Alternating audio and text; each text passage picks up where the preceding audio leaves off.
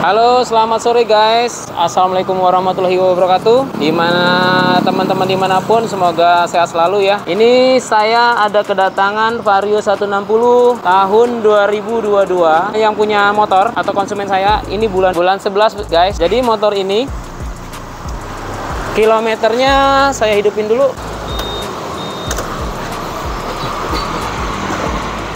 Nah, ini kilometernya 3.240.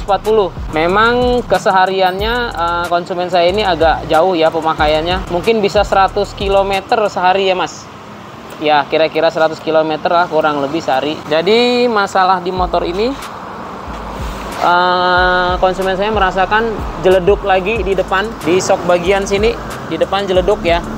Ketika kena polisi tidur atau kena lobang atau apa, dia ketika suspensinya atau sok ini kembali ke atas, dia ada suara jeleduk. Terus yang kedua ini guys, ketika standarnya kita naikin dari posisi standar tengahnya turun atau tidak dipakai, ini suaranya seperti ini.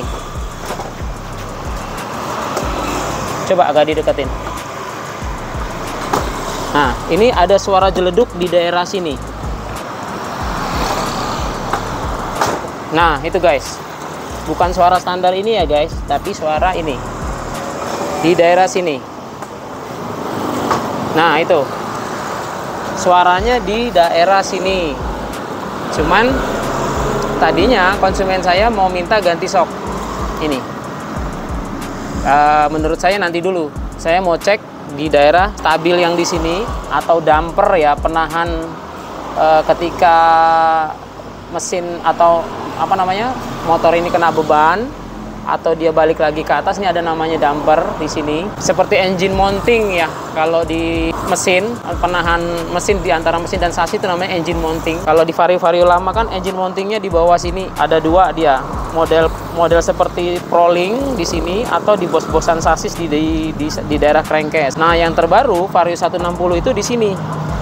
Coba nih agak ke bawah dong. Nah, ini guys. Ini di daerah sini. Oke, nanti saya coba cek dulu dan saya coba jalan dulu, bener nggak sok depannya jeleduk.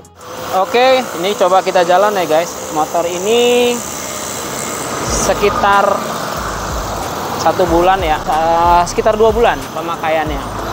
Cuman memang kilometernya agak banyak.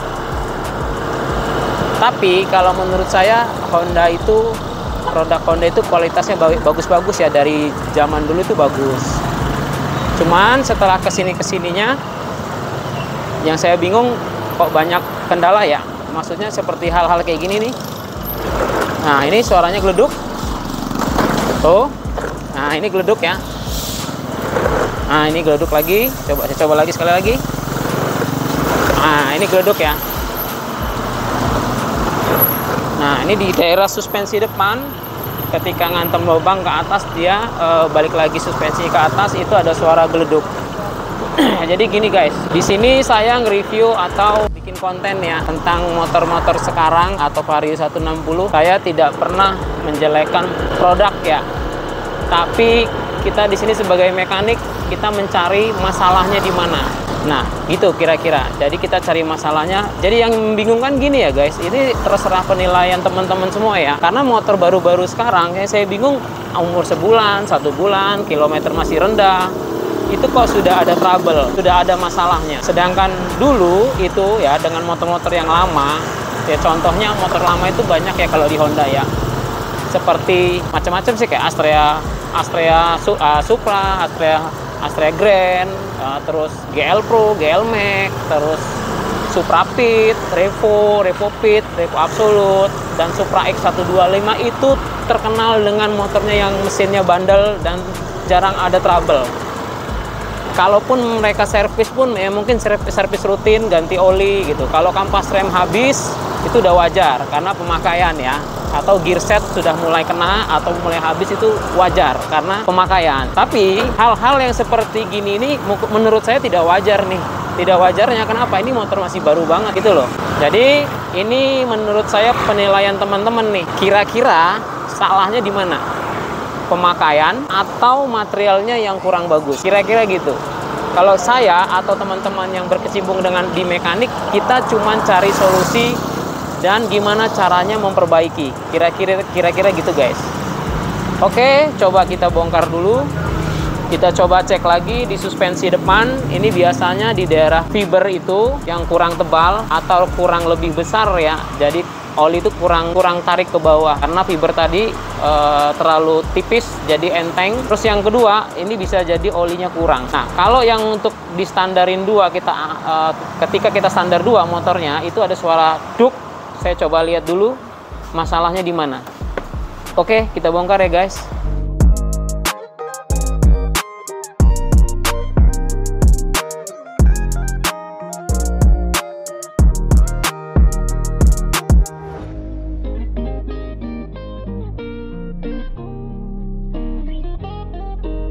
Oke guys, ini Vario 160 2022 bulan November ya mas, November tanggal 12 November. Kalau dihitung dengan bulan ini sekitar 1 bulan lebih dikit, 40 harian lah kalau nggak salah. Nah, umur ini motor Vario ini 160 ya, ini guys. Ini motornya sudah kita bongkar sok depannya yang bunyinya jeleduk. Ini motornya ya, plat nomornya aja belum keluar nih. Nah, ini hitam dop. Ganas warnanya guys, keren. Nah ini di video sebelum ini yang Vario 160 video saya ya yang warna putih Varionya yang sekitar pemakaian 2 bulan kurang lebih, ini masalahnya. Nah enteng, jadi ini nggak saya bahas lagi. Yang jelas ini masalahnya di fiber ini. Nah ini ya guys, ini kurang tebal dan lemah. Ada teman-teman yang komentar di video saya juga, bang pakai paralon bisa juga, cuman berhubung ini waktunya singkat, konsumen saya minta buru-buru, jadi akhirnya ini saya ganjel dengan seal tip yang murah meriah, cuman 5.000 perak. Oke, ini kita ganjel. Oke, ini kita ganjel ya guys dengan seal tip ini yang harga 5.000. Cara mengganjelnya, yang penting posisi nanti fiber itu atau sulingan ini sudah masuk ke dalam tabung, itu agak lebih seret, jadi nggak enteng seperti yang tadi ya. Ada juga yang nanya ke saya berapa lilitan bang, ya bisa 2-3 lilitan dikira-kira aja. Yang penting ini nanti setelah kita pasang, nah ini kan lebih nongol nih, lebih keluar dia nih, fibernya lebih keluar ya, lebih tebel ya. Nah setelah kita coba pasang, ini saya masukin. Nah ini ketebalan. Nah saya kurangin dulu, ini terlalu tebal. Dia kalau terlalu tebal juga dia tidak masuk langsung ke tabung shock. Oke, saya lilit lagi, coba di 2 lilitan.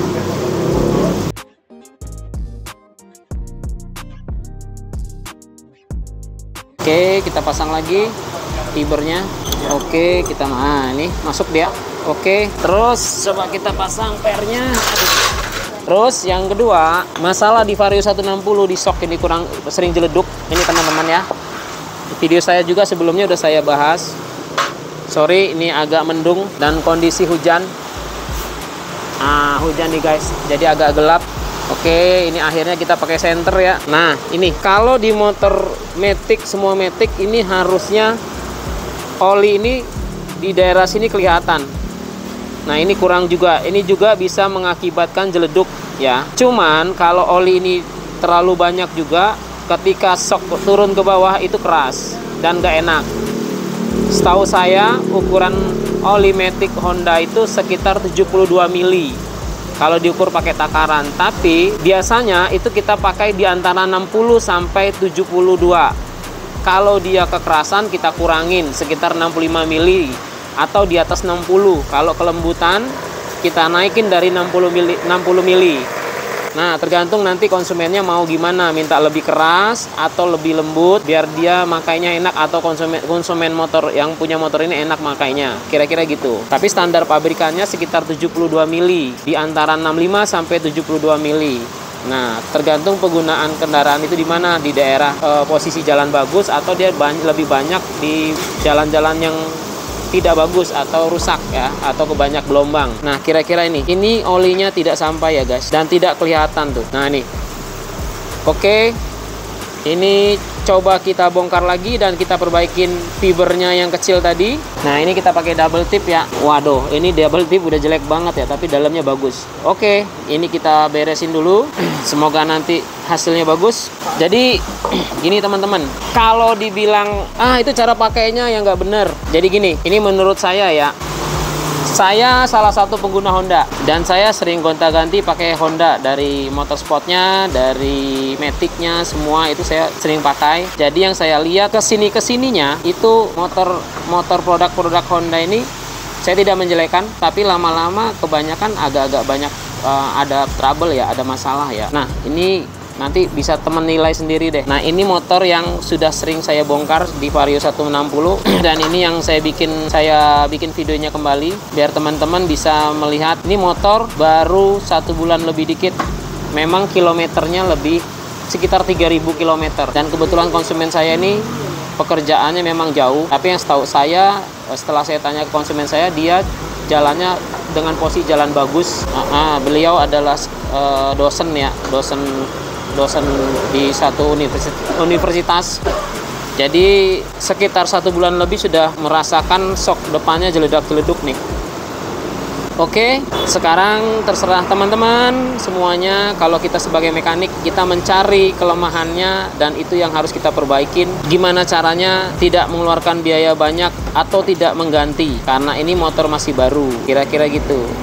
Nah, ada lagi teman-teman yang nanya, kenapa nggak dibawa ke dealernya langsung? Yang tahu saya gini, biasanya kalau yang bermasalah begini mereka harus komplainnya lama, dan kalaupun ada partnya yang mau diganti itu biasanya lama juga.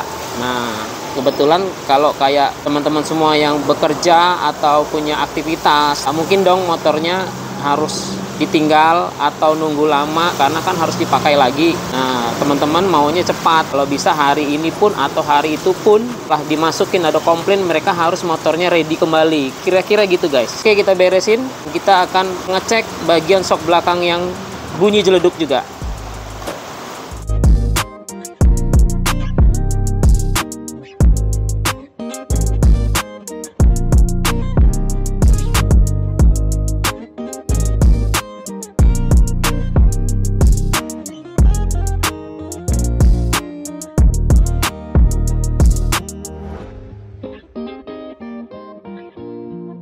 Oke guys, masalah di Vario 160 ini, kenapa dia sering bunyi jeleduk ya? Bunyi jeleduk itu karena ini model prolingnya ini, atau damper penahan sasis ya, atau proling penahan sasis, atau engine mounting. Kalau di Vario lama itu di daerah sini, di bawah sini. Nih, di bawah sini dia pakai link, ada 2 seperti lengan ayun ya kalau yang lama. Kalau yang baru sekarang di sini, karena pegangan mesinnya atau tahanan mesinnya yang ke sasis di atas, di daerah sini. Nah, ini sebenarnya karena ini sudah sore dan konsumen saya buru-buru, tadinya saya masih bongkar semuanya. Kita ganjel karet ini, kita lebih bikin tebal ya. Karet ini seperti kayak mangkok kayak gini modelnya. Nih, begini guys. Sorry, ini perumpamaan aja. Nah, modelnya di Honda itu di sini dia kayak 2 mangkok begini. Ini ada lengannya ya, lengan ayunnya. Nih, karet begini berdua. Ini ada karet kanan kiri. Nah, ini masalahnya. Oke, coba saya lihat dulu. Nah, ini guys ya. Ini karet yang bagian depan, yang bagian belakang di sini. Ini posisinya tidak lurus. Tidak lurus dengan sasis. Atau dia lebih miring ke sini, ke depan. Jadi posisi waktu standar 2 begini, dampernya atau karetnya udah posisinya udah ke depan duluan atau udah mengenai sasis. Jadi ketika dia turun atau standar 2 diturunin ke bawah, ini standar 2 diturunin, jadi damper ini atau karet 2 ini ya, link yang di sini, sasis penahan sasis ini dia sudah mengenai sasis yang besinya itu, sudah tek. Nah, kira-kira gitu. Dan ini posisinya tidak rata, dia tidak sama. Oke, sementara kita coba buka dulu, kita kendorin atau kita longgarin ya, dan kita ratain dulu ini posisi ini. Jadi harus stabil ya, seperti timbangan ya. Timbangan itu sama dia gini, rata dia. Oke, kendorin dulu. Nah, ini teman-teman. Nah, ini setelah kita longgarin bautnya, ini posisi lengan ayun ini, lengan ayun penahan antara sasis dan mesin, dia harus rata ya. Nih, harus rata, jadi tidak menjungkit. Atau dia posisi turun tidak begini. Atau begini. Kalau dia begini, itu biasanya sudah turun standar 2. Dari standar 2 kita turun, udah mentok, dia udah bunyi. Karena mangkokan yang di sininya, ini perumpamaan dulu nih. Nah, ini linknya ya, link damper namanya. Kapan dia di sini dulu, dia udah miring nih, tidak lurus. Nah, begini, ini udah mentok duluan sini. Nah, ketika standar 2-nya turun, ini udah mentok begini nih.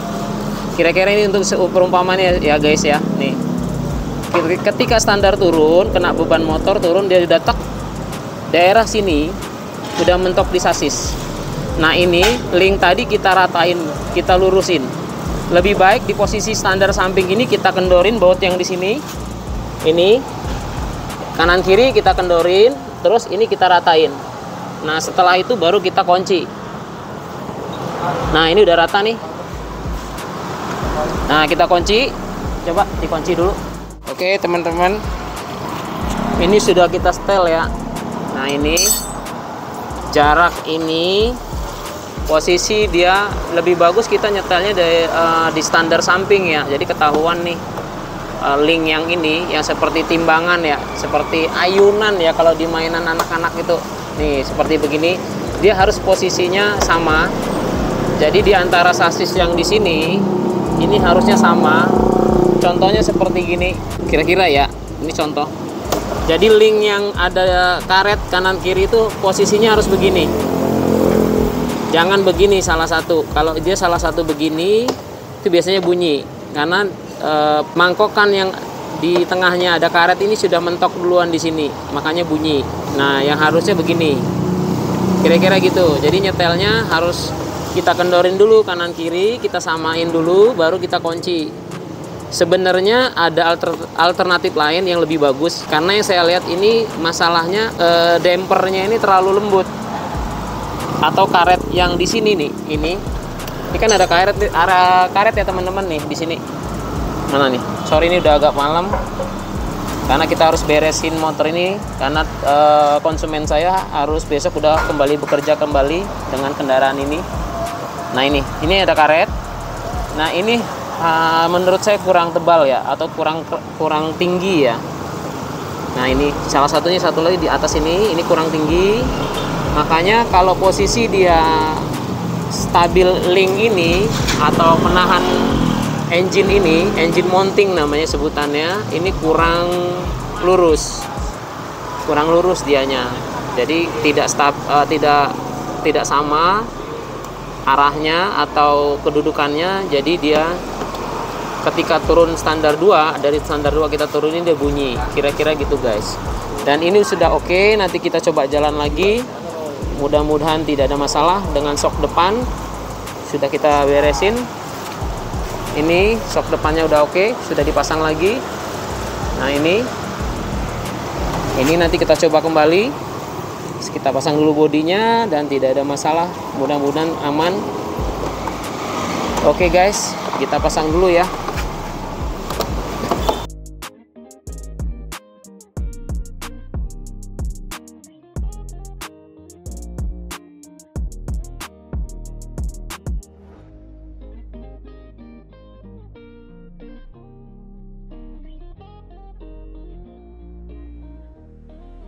Oke guys, Vario 160 sudah beres, kilometer 3241. Oke. Umur pemakaian kira-kira 40 hari. Bulan November, tanggal 12 November, sekitar 40 harian lah kalau per hari ini. Kira-kira gitu.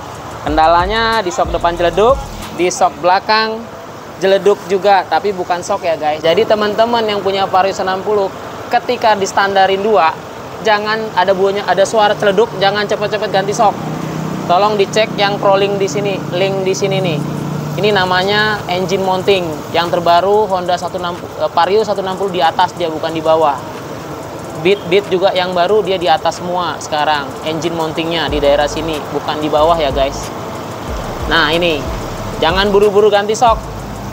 Cek dulu yang di sini. Oke, kita coba jalan dan ini coba kita turunin. Nah, nggak ada suara lagi. Kita coba lagi ya guys. Nah, udah oke, nggak ada suara jeleduk. Masalahnya di sini. Ini guys, di rolling sini atau bantalan sasis, kalau kata teman-teman, bantalan sasis, bantalan mesin sama aja lah ya, kira-kira di situ guys. Kita coba jalan.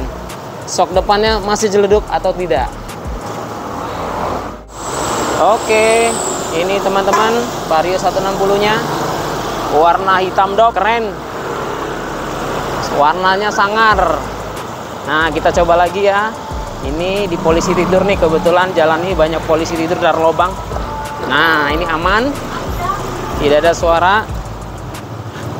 Sudah mulai malam ini guys. Oke, agak macet. Nah, ini ada selah. Nah, ini polisi tidur. Kita coba. Nah, aman nih guys. Kita coba lagi. Wah, oke nih, lagi. Iya, aman ya, tidak ada suara jeleduk. Jadi kalau teman-teman ada polisi tidur kok nambah di terabas, bukan, ini cuman untuk mencoba aja guys. Nah, kameramen saya sampai mau jatuh nih guys. Oke, ini sudah enak sok depannya. Jadi untuk teman-teman boleh komentar dan boleh bertanya juga di kolom komentar. Kalau seumpamanya saya jawabnya agak lama, mungkin karena kesibukan saya, tapi nanti tetap saya jawab ya teman-teman.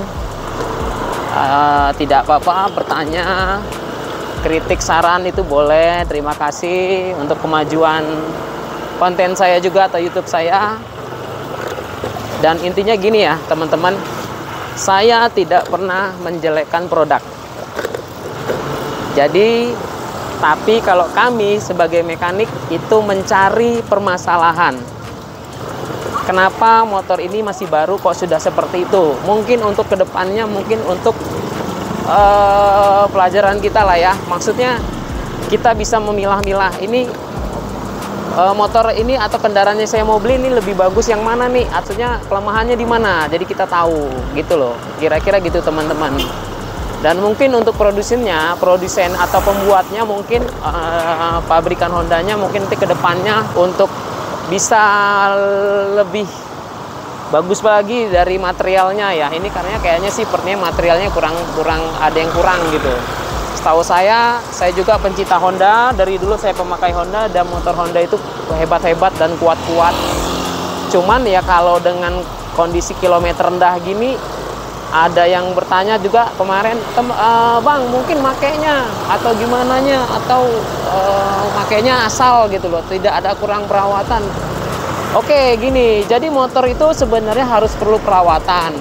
Cuman kalau dengan motor baru pun, karena gini, yang setahu saya ini ya, motor baru itu digeber seperti apapun, kalau merek Honda itu jarang yang namanya sebulan 2 bulan itu rusak. Tapi nanti sekian tahun, kalau dia pemakaiannya kurang bagus atau asal-asalan, kurang perawatannya kurang maksimal atau perawatannya kurang atau olinya jarang diganti atau sering telat ganti oli, yang lain-lainnya kurang dicek, itu biasanya motor itu nanti sekian tahun dia baru bermasalah. Contohnya kayak motor lama itu seperti Honda Tiger atau motor-motor Supra, Honda Grand, Matic, Beat Karbu itu ya, setahu saya umur 5 tahun itu kebanyakan baru ganti ring seher doang.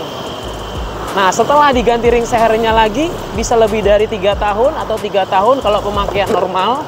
Pemakaian normal maksudnya begini, konsumennya rajin ganti oli, dan rajin servis dan sering cek kendaraan, itu motornya awet.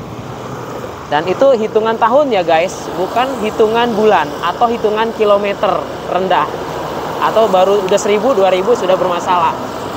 Nah, bedanya di situ. Kalau motor sekarang, kami juga sebagai mekanik sebenarnya kasihan juga ya ke semua konsumen ya yang udah beli mahal. Ini motor kok gampang rusak ya sekarang gitu loh, atau bermasalah gitu loh. Kira-kira gitu. Mungkin dari 10, oke lah. Ada yang bilang dari 10 mungkin 1-2 gitu loh. Tapi sorry ya guys, karena nggak saya videoin semua, ini saya udah sekian kalinya memperbaiki motor Vario 160 yang bersok bermasalah di depan bunyi dan sok belakang bunyi. Kira-kira gitu. Jadi itu tergantung kita cara berpikirnya ya. Dan saya yang jelas gini, saya dari dulu pemakai Honda juga guys, dan saya juga ya konsumen juga banyak Honda juga. Jadi saya tahu benar perbedaannya di mana.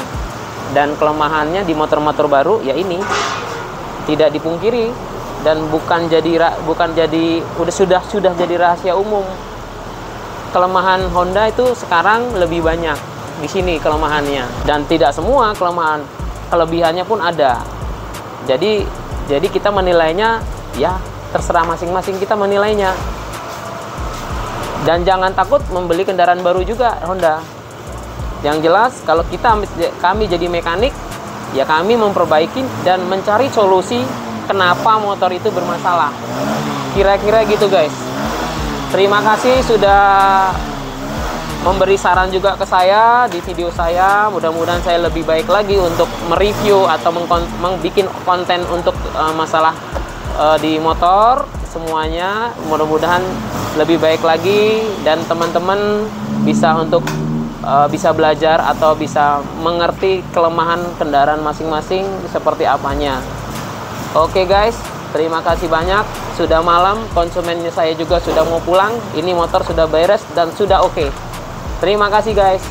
Assalamualaikum warahmatullahi wabarakatuh.